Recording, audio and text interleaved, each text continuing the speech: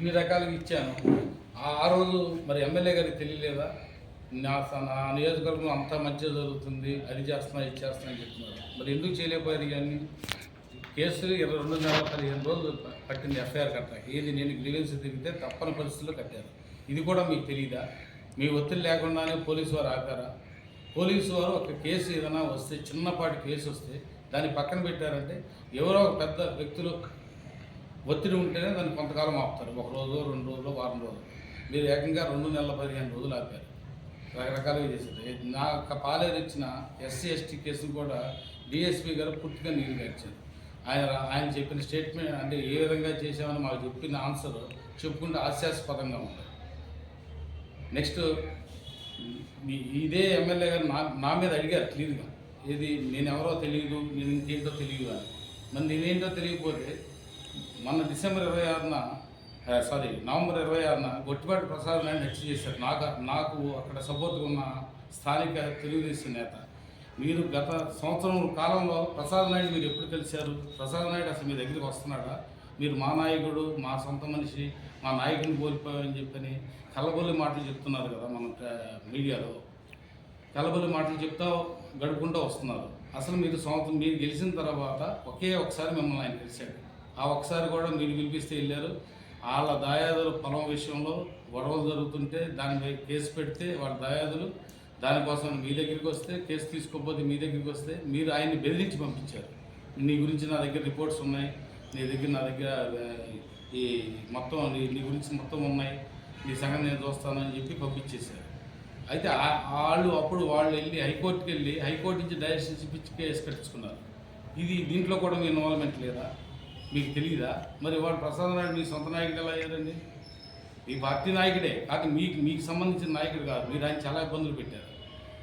మొన్న ఏకంగా నవంబర్ 26న ఆయన హత్య చేశారు. హత్య చేసిన వారిని కింద స్థాయి అధికారులు దాన్ని ఏదో విధంగా మాయ చేయడానికి ట్రై చేస్తే పై స్థాయి అధికారులు ఎస్పీ గారు కానీ వారు కానీ గట్టిగా పట్టుకొని కొంతమందిని అరెస్ట్ చేసి రిమాండ్కి పంపించారు. మేము ఆ రోజు నుంచి అడుగుతున్నాం, మీరు ఇలా ఇది కరెక్ట్ కాదు, అసలు వాళ్ళు ఇక్కడ దాకా ఎలా వచ్చారు? ఇచ్చిన దానికి ఎవరు సహకరించారు? స్థానిక తెలుగుదేశం నాయకులు సహకరించారు ఆ గ్రామాల్లో. ఆ సహకరించిన వారికి ఎస్ఐ గారు చెప్పారా, సిఐ గారు చెప్పారా, డిఎస్పీ గారు చెప్పారా, ఎమ్మెల్యే గారు చెప్పారా వాళ్ళ దగ్గరికి వెళ్ళమని? వాళ్ళ దగ్గరికి ఎలా వెళ్ళారు? నా తోటలో మామిడికాయలు కోయటాకి వెళ్ళారని చెప్తున్నారు. నా తోటలో మామిడికాయలు కోయటాకి వెళ్ళిన వాళ్ళు ప్రసాద్ నాయుడు దానికి సహకరించలేదని గ్యారంటీ ఏంటండి?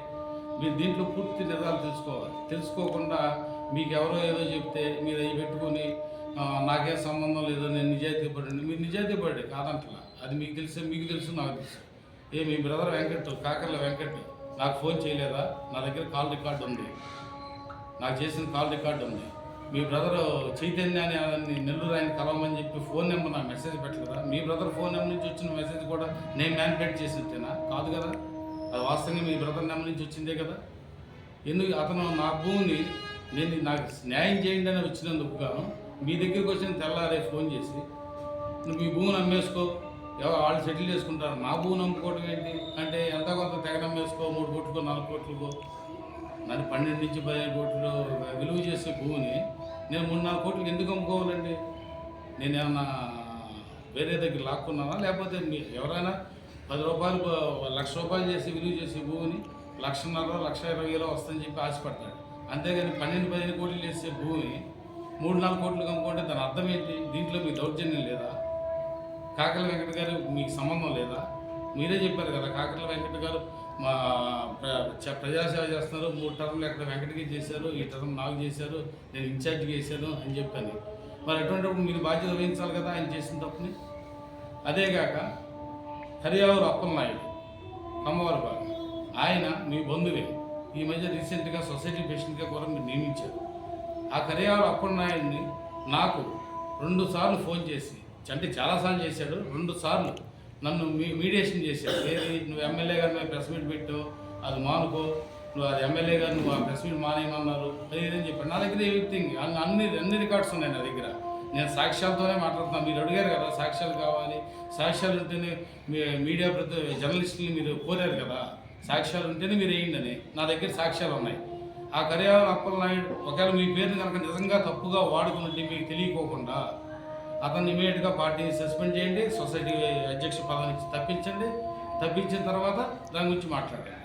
అదేగాక పోలీస్ మీ నియోజకవర్గంలో ఉన్న పోలీసు, మీ కింద స్థాయి పోలీసు, సిఐ గారు, ఎస్ఐ గారు, డిఎస్పీ గారు, ఎమ్మెల్యే గారు ఉన్నారు. ఈ ఎమ్మెల్యే గారికి ఇంకో ఎమ్మెల్యే గారు చెప్పారు, ఇంకో ఎమ్మెల్యే గారు చెప్పారు, ఎంతమంది చెప్పారు. ఇంతకన్నా ఎక్కువ రికమెండేషన్ తెచ్చుకోమన్నారు సిఐ గారు. ఎంతమంది అంటే నా భూమిని నేను కాపాడుకోవడానికి నేను రాజకీయ నాయకుల దగ్గరికి వెళ్ళి నేను రికమెండేషన్ తెచ్చుకోవాలా? ఇది మీకు తెలియదా? ఇది మీకు తెలియకుండా జరిగిందా? తెలియకోకుండా నిజంగానే జరిగి ఉంటే పోలీస్ డిపార్ట్మెంట్ కనుక మీ పేరునే వాడుకుని ఉంటే మీరు ఇమీడియట్గా వాళ్ళ మీద దీని మీద వెంటనే ఎంక్వైరీ చేసి వారి మీద చర్యలు తీసుకోవాలి. ఇది నేను అడుగుతున్నాను మిమ్మల్ని. ఇది మీకు తెలియదని మీరు చెప్తున్నారు. మీకు ఎందుకు తెలియదండి? మీకు ప్రతి విషయం తెలుసు. మీకు తెలియదని చెప్పి ఇక్కడ కలబొల్లి మాటలు చెప్పేస్తే ప్రజలు నమ్మరు.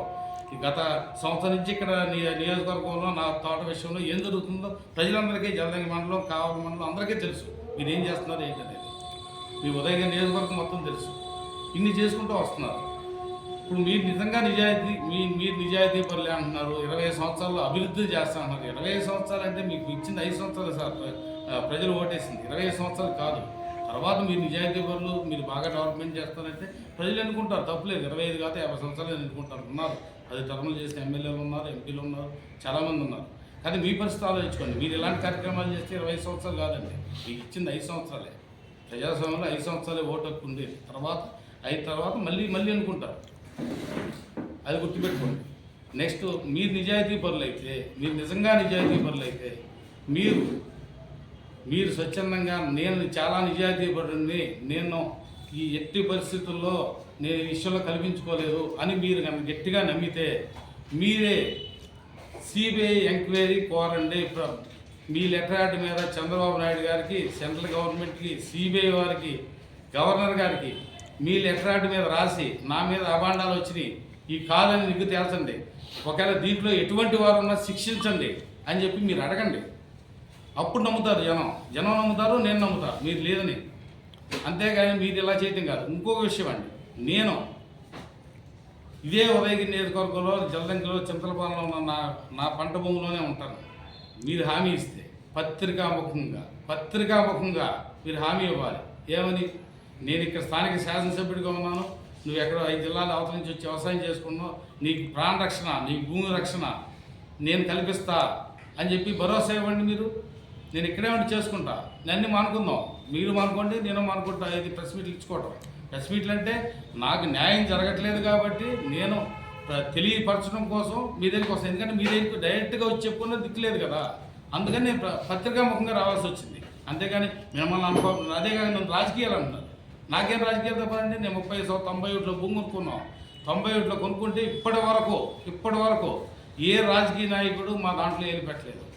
ఎందుకంటే మేము రాజకీయాలతో మాకు సంబంధం లేదు. మేము అసలు ఏ పార్టీ అనేది పక్కన పెట్టండి, మేము తెలుగుదేశమే అయినా కూడా పక్కన పెట్టండి. అసలు రాజకీయం మేము వచ్చామా, వ్యవసాయం చేసుకున్నామా, వెళ్ళిపోయామా, మా పని అంతవరకే.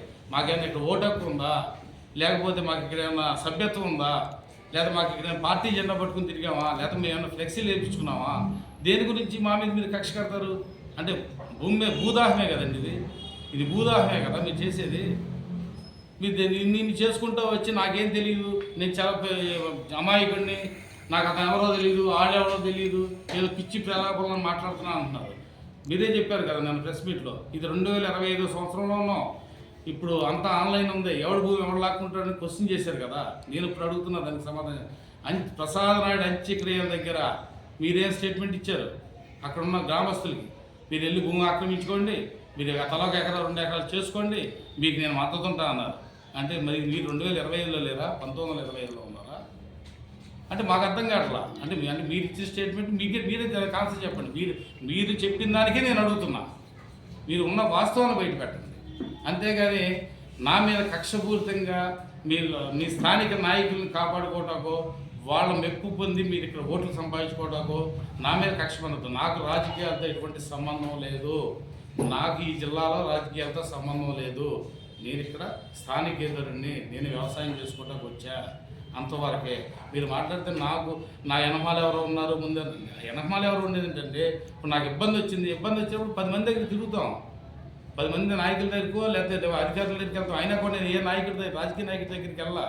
మీరు మాట్లాడితే వెనక బొల్లేని రామారావు గారు ఉన్నారు, వాళ్ళు ఉన్నారు, వీళ్ళు ఉన్నారు. బొల్లేని రామారావు గారు అంటే ఆయన గ్రీవెన్స్లో ఆ రోజు ఒక్కరోజే, అంతకుముందు ఆయన ఇక్కడ ఎమ్మెల్యేగా చేసినప్పుడు కూడా నాకు ఎప్పుడూ పరిచయం లేదు. ఏ ఎమ్మెల్యేతో నాకు పరిచయం లేదు ఇక్కడ చేసిన ఎమ్మెల్యేతో.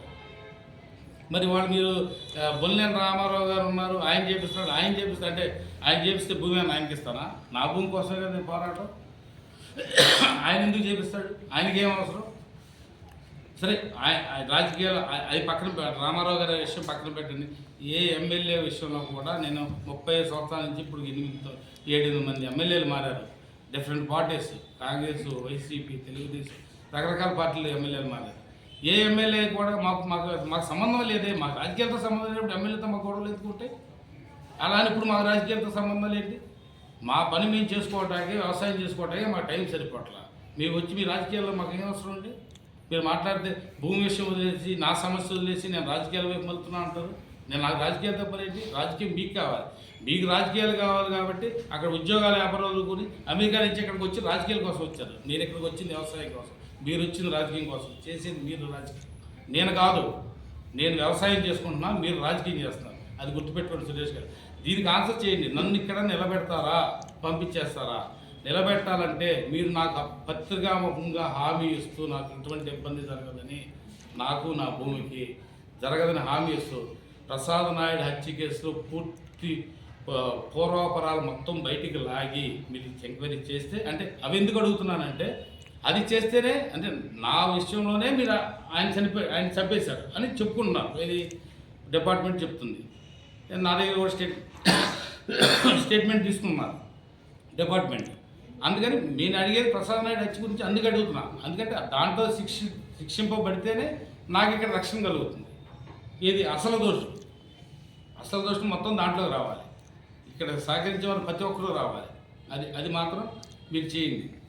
అంతేగాని మీరు నా గురించి రాజకీయం ఎనమాలు ఎవరు ఉన్నారనే మాటలైతే వద్దు. మీరు నిక్కచ్చి నిజాయితీ పరులైతే మీరు సిబిఐ ఎంక్వైరీ చేయించండి. మీరే స్వయంగా రాసి మీరు అది చేయించిన నాడే మిమ్మల్ని ప్రజలైనా నమ్ముతారు, నేనైనా నమ్ముతారు. అది గుర్తుపెట్టుకోండి సురేష్ గారు.